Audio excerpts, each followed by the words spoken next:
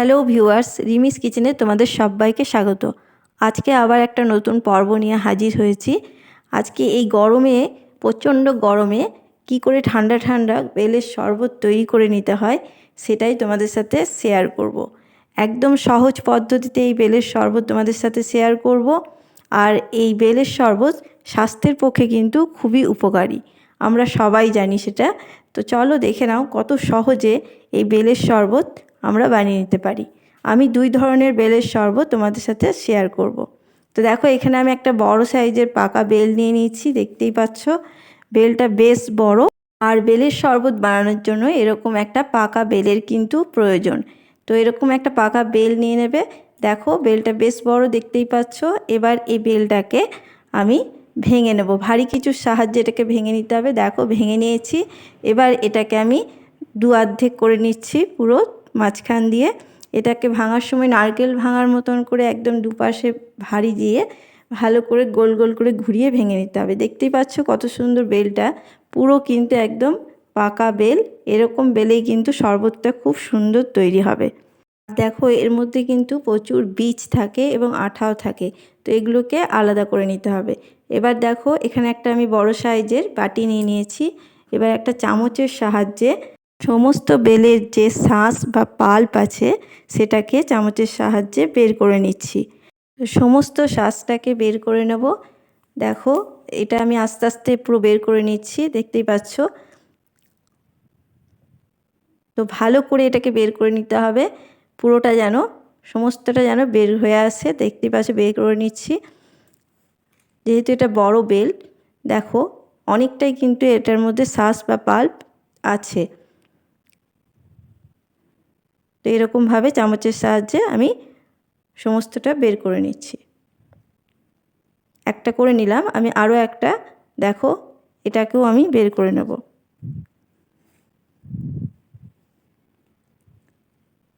এরকমভাবে আমি সমস্ত বের করে নিয়েছি। এবার দেখো পুরোটা এখানে একটা বাটির মধ্যে নিয়ে নিয়েছি, দেখতেই পাচ্ছ। এবার সম্পূর্ণ বেলের শাঁস বের করে নেওয়ার পর এবার আমি এর মধ্যে অল্প অল্প জল দিয়ে এটাকে চটকে মেখে নেব। দেখতেই পাচ্ছ এই যে বেলের শাঁসটা পুরো বের করে নিয়েছি। এবার এর মধ্যে আমি অল্প অল্প করে জল দিয়ে এটাকে চটকে চটকে নরম করে মেখে নেব। আমি এর মধ্যে অল্প অল্প করে জল দিচ্ছি এবং চটকে মেখে নিচ্ছি। মেখে নিয়ে নরম করে নিচ্ছি। এটা কোনো মতেই কিন্তু ব্লেন্ডারে দেবে না, তাহলে কিন্তু বেলের বীজগুলো যে আছে সেগুলো কিন্তু একদম মিশে গিয়ে তেতো হয়ে যাবে। এটা হাত দিয়ে করার চেষ্টা করবে, তাহলে কিন্তু খুব ভালো হবে। এগুলো দেখো এবার আঁশগুলোকে আমি পুরো আলাদা করে নেব। দেখতেই পাচ্ছ এরকমভাবে, দেখতে পাচ্ছ আঁশগুলো কিন্তু বেরিয়ে এসছে। তো এবার দেখো আরও একটা বাটি আমি এখানে নিয়ে নিয়েছি। এবার আমি পাল্পটাকে বের করে নেব। তার জন্য একটা বড় ছাঁকনি নিয়ে নিয়েছি। বড় ছাঁকনিটাকে আমি এর মধ্যে চাপিয়ে দিলাম। এরপর আমি এর থেকে অল্প অল্প করে বেল নিয়ে অল্প পরিমাণে প্রথমে আমি নিলাম, দিয়ে এটার থেকে অল্প অল্প করে আমি এটার মধ্যে কচলে কচলে শাঁসটাকে বের করে নেব। ছাঁকনির সাহায্যে এটাকে আমি বের করে নিচ্ছি।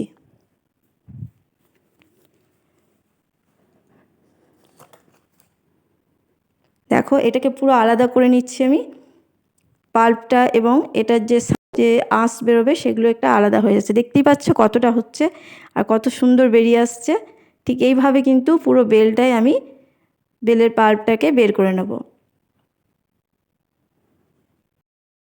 তো দেখতেই পাচ্ছ আঁশটা কেমনভাবে বেরিয়ে এসছে, এতটা দেখতে পাচ্ছ।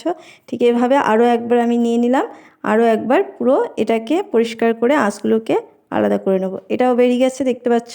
এবার তোমাদেরকে আমি দেখাচ্ছি যে পরিমাণে কতটা হয়েছে অত বড় বেলটার মধ্যে।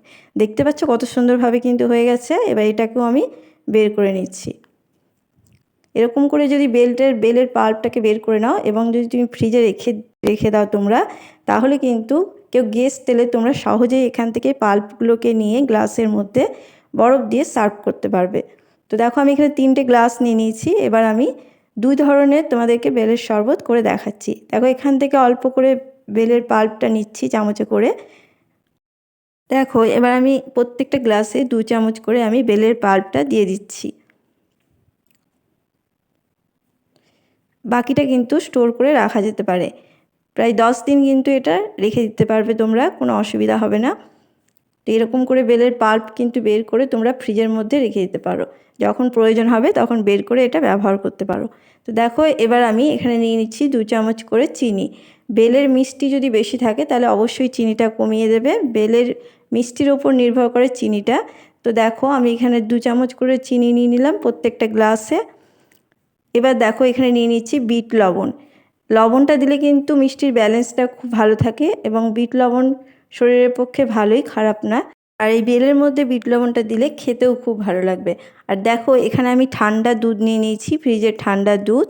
সেই দুধটা আমি 2টো গ্লাসের মধ্যে দিয়ে দিচ্ছি। আমি 2টো গ্লাসে দুধ দিয়ে বেলের শরবতটা বানাচ্ছি আর একটা জল দিয়ে বানাবো।